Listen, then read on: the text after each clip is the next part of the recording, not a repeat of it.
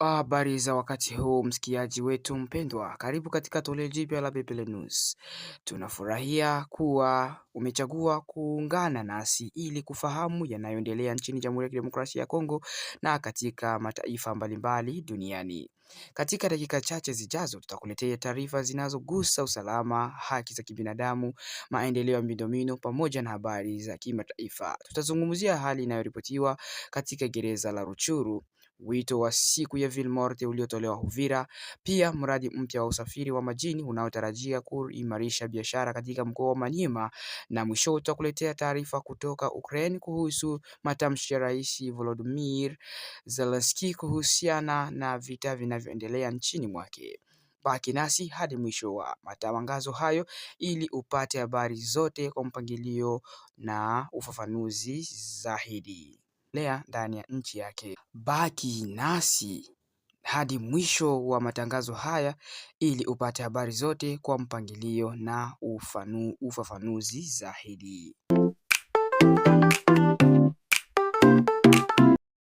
Tunaanza taarifa zetu katika wilaya ya Rutshuru mkoani Kivu Kusini, ambako baraza la vijana la wilaya hiyo ambalo linajulikana kuwa CTG Rutshuru limetoa wasiwasi kuhusu hali inayoripotiwa ndani ya gereza kuu la Kanyangabi. Kwa mujibu wa taarifa iliyotolewa na baraza hilo, mamia ya wafungwa waliripotiwa kuachiliwa huru tarehe 3 Agosti mwaka huu, na shirika hilo la CTG Rutshuru linasema idadi ya walioachiliwa inakadiriwa kufikia watu 700, wengine wao wakiwa ni vijana. Baada tu ya kuachiwa, baadhi ya walikuwa wamefungwa walieleza kile wanachodai kuwa walikipitia wakiwa gerezani. Kwa mujibu wa ushuhuda wao, walikumbana na ukosefu wa chakula cha kutosha, huduma duni za afya pamoja na mazingira magumu ya maisha yaliyowaathiri kiafya. Baraza hilo linaongeza kuwa baadhi ya wafungwa wa zamani walidai kuwa walikuwa na visa vya mateso na kwamba hali ya gereza ilikuwa ngumu kiasi cha kwamba vifo vya baadhi ya wafungwa viliweza kutokea. Hata hivyo, madai hayo yanatokana na ushuhuda uliofanywa na shirika au vijana hao wa Rutshuru wa CTG na hayajathibitishwa na vyanzo vilivyo huru. Kwa mujibu wa taarifa hiyo, watu wengi walioachiwa kwa sasa wanahitaji msaada wa haraka wa kitiba kutokana na hali mbaya ya afya zao, na baadhi yao wanadaiwa kuwa na majeraha au matatizo ya kiafya ambayo yanaweza kuwaathiri kwa muda mrefu. Kutokana na hali hiyo, CTG Rutshuru imezitaka taasisi za kibinadamu, mashirika ya kiafya na watetezi wa haki za binadamu kuwafikia haraka watu hao ili kuwapatia matibabu, chakula na misaada mingine wanayohitaji ili kuweza kuwalinda. Baraza hilo pia limetoa shukrani kwa mashirika ya kutetea haki za kibinadamu ambayo kwa mujibu wa taarifa yake yalichangia katika juhudi za kuwawezesha wafungwa hao kuweza kuachiliwa huru. Hadi wakati taarifa hii imekuwa ikiandaliwa, hakuna tamko rasmi kutoka M23 kuhusu madai yaliyotolewa na shirika hilo la vijana la CTG Rutshuru. Pia taarifa hiyo hazikuwa zimethibitishwa na njia ambayo iko huru. Wananchi wa Rutshuru pamoja na wadau wa haki za binadamu wanaendelea kufuatia kwa karibu maendeleo ya suala hilo, huku wakitarajia hatua zitakazosaidia waliokuwa wafungwa na uchunguzi wa kina kuhusu madai yaliyotolewa. Hiyo ndiyo taarifa kutoka Rutshuru mkoani Kivu Kaskazini, ambako wafungwa walizidi kupitia mambo makali na mateso magumu, kukosewa chakula na pia magonjwa mbalimbali ambayo waliweza kupata haiwe kuweza kutibiwa ndani ya kifungo ambacho walikuwa wakikipata. Tuelekee sasa katika mji wa Uvira mkoani Kivu Kaskazini, ambako harakati ya kirahia ambayo inaitwa Machozi ya Raia imetoa wito kwa wakaaji wa eneo hilo kushiriki katika siku ya Ville Morte inayotarajiwa kufanyika Jumatano tarehe 5 Agosti mwaka huu 2026. Kwa mujibu wa waandaaji wa hatua hiyo, lengo la mgomo huo wa amani ni kuonyesha wasiwasi wa wananchi kuhusu hali ya usalama inayozidi kuwa ngumu katika maeneo ya nyanda za juu za Fizi, Uvira na Mwenga pia. Harakati hiyo inasema kuwa hatua hii inalenga pia kuvuta umakini wa serikali ya Jamhuri ya Kidemokrasia ya Kongo ili kuongeza juhudi za usalama na kuchukua hatua zaidi dhidi ya makundi yenye silaha yanayodaiwa kusababisha hali ya sintofahamu katika baadhi ya maeneo. Katika ujumbe wao kwa wananchi, waandaaji wa maandamano hayo wanawaomba wakazi wa Uvira kusimama na kusimamisha shughuli zao za kawaida na kubaki majumbani kwao siku hiyo kama ishara ya kutoa ujumbe kwa mamlaka kuhusu hali ya usalama. Kupitia ujumbe uliosambazwa kwa lugha ya Kiswahili, harakati hiyo imewataka wananchi kupeana taarifa kwa wenzao kuhusu wito huo wa kutofanya kazi. Ujumbe huo umekuwa ukisema wa masikio ajulishe mwingine, hakuna kazi kesho, mgomo baridi.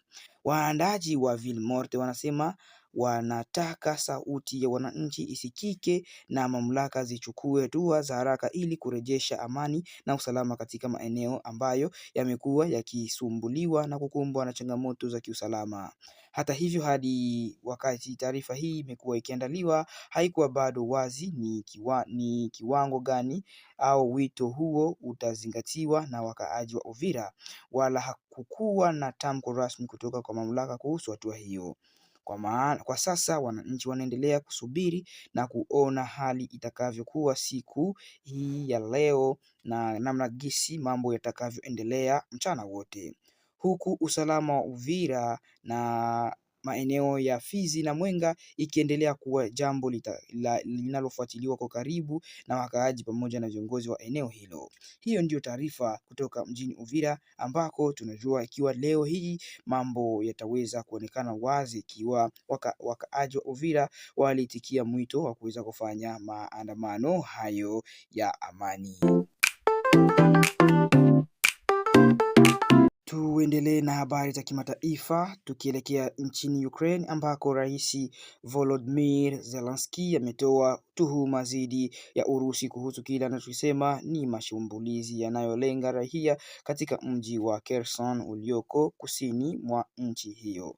Katika taarifa yake iliyotolewa Jumanne, Zelensky alisema kuwa vikosi vya Urusi vinahusika na mashambulizi ya kutumia ndege zisizo na rubani maarufu kama drone dhidi ya watu wasiokuwa wanajeshi. Rais huyo wa Ukraine alitoa mfano wa video iliyosambaa kwenye mitandao ambayo ilisema na ilionyesha drone ikimfuatilia mtu aliyekuwa akiuza mboga kabla ya kutokea milipuko iliyomsababishia majeraha. Kwa mujibu wa Zelensky, matukio kama hayo yamekuwa yakirudiwa mara kwa mara katika eneo hilo la Kherson. Ameeleza kuwa mashambulizi hayo yanalenga kuleta hofu kwa wananchi na ameyaita kuwa ni aina ya kampeni ya kuwinda raia na kutumia drones. Pia kiongozi huyo wa Ukraine aliweza kudai kuwa baadhi ya wananchi wa Urusi walionyesha kuunga mkono shambulio hilo bila kuonyesha hata majuto. Hata hivyo, madai hayo hayakuambatanishwa na ushuhuda wowote au ushahidi wa ziada unaoweza kuthibitishwa na kwa kujitegemea. Zelensky ameeleza kuitaka jamii ya kimataifa kuongeza shinikizo dhidi ya Urusi na akisema kuwa hatua hiyo ni muhimu ili kupunguza uwezo wa kijeshi wa Moscow wa kusaidia kufikisha suluhisho la kudumu la vita vinavyoendelea katika nchi hizo mbili. Wakati huo huo, rais wa Ukraine amesema kuwa vita hiyo vina hatari kubwa kwa usalama wa Ulaya na nchi zinazozunguka eneo hilo. Amelitaka jumuiya ya kimataifa kuendelea kushirikiana ili kuzuia kuenea kwa vitisho vya usalama na kusaidia juhudi za kupata amani katika mataifa hayo mawili ambayo yanapigana kwa muda mrefu. Kwa upande mwingine, hadi taarifa hii ilikuwa ikiandaliwa, hakukuwa na majibu rasmi yaliyotolewa na mamlaka za Urusi kuhusu tuhuma hizo zilizotolewa na Rais Zelensky. Hiyo ndiyo taarifa ya kimataifa kutoka ndani ya nchi ya Ukraine, ambako rais huyo anazidi kulalamika siku baada ya siku. Tuelekee sasa katika mkoa wa Maniema, ambako kuna habari njema kuhusu mradi mpya unaotarajiwa kuboresha usafiri wa majini na biashara katika mkoa huo na maeneo mengine ya Jamhuri ya Kidemokrasia ya Kongo pamoja na nchi ya Tanzania. Mkoa wa Maniema unatarajiwa kupokea jahazi kubwa la kusafirisha mizigo kupitia njia ya mto lenye uwezo wa kubeba tani 500 za bidhaa pamoja na boti maalum ya kulisukuma jahazi hilo. Vyombo hivyo vitatumika kuimarisha usafiri kati ya mji wa Kindu, makao makuu ya Maniema, na mji wa Ubundu ulioko katika mkoa wa Chopo. Tangazo hilo lilitolewa Jumatatu tarehe 3 Agosti wakati wa mkutano uliojadili namna ya kuimarisha bidhaa na biashara kati ya Jamhuri ya Kidemokrasia ya Kongo na Tanzania kupitia mradi wa ukanda wa biashara wa Central Corridor. Ujumbe kutoka Tanzania ulioongozwa na balozi wa Tanzania nchini DRC. Wajumbe hao wamefika Maniema kwa lengo la kutangaza fursa za biashara na uwekezaji kati ya wafanyabiashara wa Tanzania na wale wa Jamhuri ya Kidemokrasia ya Kongo. Kwa mujibu wa viongozi wa Maniema, ujio wa jahazi hilo ni hatua muhimu katika kuondoa changamoto za kutengwa kwa mkoa huo kutokana na ukosefu wa miundombinu ya usafiri. Wanasema kwa miaka mingi usafirishaji wa bidhaa kutoka Maniema kwenda eneo mengine umekuwa ukikabiliwa na gharama kubwa na kucheleweshwa kutokana na hali mbaya ya miundombinu. Gavana wa Maniema Musa Kabwakumbi amesema mradi huo utarahisisha sana usafirishaji wa mizigo kutoka Kindu kuelekea Ubuntu kisha Kisangani na baadaye kuelekea ndani ya Kinshasa. Kwa mujibu wa gavana huyo, kuanzishwa kwa usafiri huo wa majini kutafanya na kufungua fursa mpya wa biashara, kutarahisisha usambazaji wa bidhaa na kupunguza gharama za usafirishaji kwa wafanyabiashara wa ndani pamoja na wa nje. Ameongeza kuwa mradi huo unakuja wakati ambako barabara inayounganisha Kisangani na Ubuntu imeendelea kukamilishwa, jambo ambalo litafanya safari ya bidhaa kuwa rahisi zaidi kutoka Maniema kuelekea maeneo mbalimbali ya nchi ya Jamhuri ya Kidemokrasia ya Kongo. Upande wake, mratibu wa Central Corridor Flori Okanju amesema fedha za kutekeleza mradi huu tayari zimeweza kupatikana. Ameeleza kuwa baada ya kusainiwa kwa makubaliano kati ya taasisi yake na serikali ya mkoa wa Maniema, ujenzi wa jahazi pamoja na boti ya kulisukuma utaanza mara moja. Kwa mujibu wa Flori Okanjo, matarajio ni kwamba vyombo hivyo vitakuwa tayari kukabidhiwa kabla ya mwisho wa mwaka huu 2026. Mbali na usafiri wa majini, ujumbe wa Tanzania pia umetembelea uwanja wa ndege wa taifa wa Kindu kwa ajili ya kufanya tathmini ya kiufundi. Ziara hiyo imelenga kuchunguza uwezekano wa kuanzisha au kuimarisha safari za ndege kati ya Dar es Salaam nchini Tanzania na mji wa Kindu, hatua ambayo inaweza kuongeza kasi ya biashara na uwezekano wa usafiri wa watu kati ya nchi hizo mbili. Viongozi wanaamini kuwa kuboreshwa kwa usafiri wa anga kutasaidia wafanyabiashara kusafirisha bidhaa zao kwa haraka zaidi na kuvutia uwekezaji wapya katika mkoa wa Maniema. Kwa ujumla, miradi hii ya usafiri wa majini, barabarani na angani inatarajiwa kuleta mabadiliko makubwa katika maeneo ya Maniema. Inatarajia kurahisisha usafirishaji wa bidhaa na watu, kuongeza biashara kati ya DRC na Tanzania pamoja na kuimarisha nafasi ya Maniema ndani ya ukanda wa biashara wa Central Corridor. Wananchi na wafanyabiashara wa Maniema sasa wana matumaini kuwa utekelezaji wa miradi hiyo utachangia kukuza uchumi wa mkoa huo, kuongeza ajira na kuboresha maisha ya wakaaji kupitia usafiri wa uhakika na biashara zenye ufanisi zaidi. Hiyo ndiyo taarifa kutoka mkoa wa Maniema kuhusu mradi mpya unaolenga kuboresha usafiri na biashara kati ya Jamhuri ya Kidemokrasia ya Kongo na nchi ya Tanzania. Hapo ndipo tunahitimisha toleo letu la habari ya siku ya leo. Tunakushukuru kwa muda wako kwa kuendelea kuichagua Pepele News kama sehemu ya kupata taarifa muhimu kila siku. Endelea kufuatilia habari kutoka vyanzo vinavyoaminika na uzitumie kwa njia inayochangia amani, umoja na maendeleo ya jamii.